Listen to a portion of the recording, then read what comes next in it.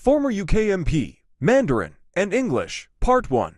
When we say that China is at a crossroads, I'd actually like to challenge the framing slightly of that, because the more I look at the world, and indeed the way I've looked at the world for years, if not decades, it's more that I think that China is the crossroads and not that it's just at the crossroads.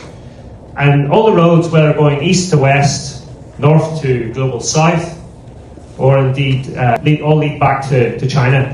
Whether we're talking about trade, technology, diplomacy, culture, politics, China sits right at that crossroads. And last night we attended a big event between the UK and China by the 48集团, 48 Group, and the former British ambassador to China, Wu Zetian, Sebastian Wood, he was ambassador when I served at the Foreign Office in China. And actually last night he got on stage and he said something I thought it took a lot of, pardon my language, it took a lot of balls to say, because he got up and he said that all these articles in especially the British media and press and the naysayers saying that China is coming to the UK to try and steal our technology and steal our secrets, and he said those days are long gone, if not over.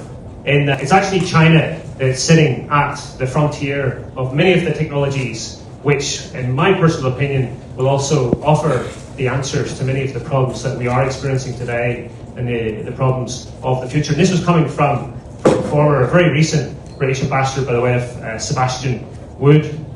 This morning, I hope you looked at AI, right? Was that the first panel this morning that you had? And I think when you look at this panel, this is where the crossroads becomes very real and very fast. Indeed, Nick Clegg, who was the former Deputy Prime Minister during the Liberal Democrat Conservative coalition from 2010 to 2015, just last week he was asked about China. And he said that recently you simply cannot beat China on AI the way the Soviet Union was beaten in the Cold War. His words were very blunt. He said China is way too sophisticated when it comes to AI.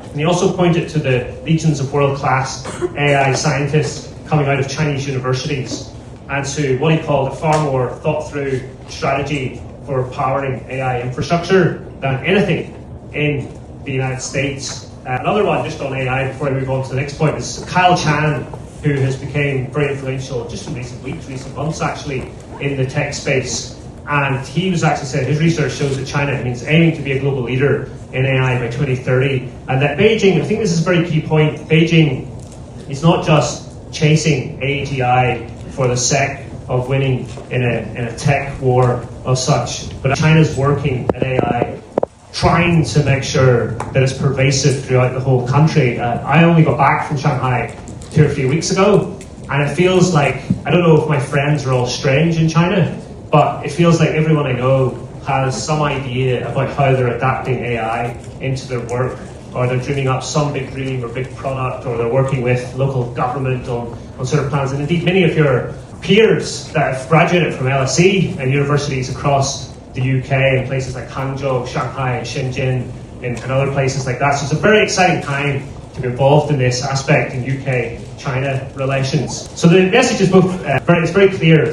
You underestimate China's technological ambition at your peril.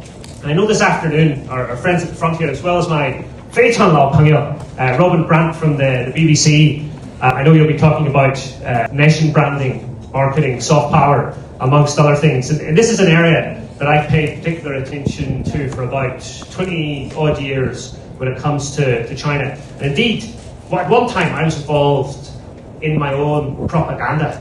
So 以前我也做很多宣传，有些人会说洗脑嘛。这个 ChatGPT 告诉我应该说 strategic communication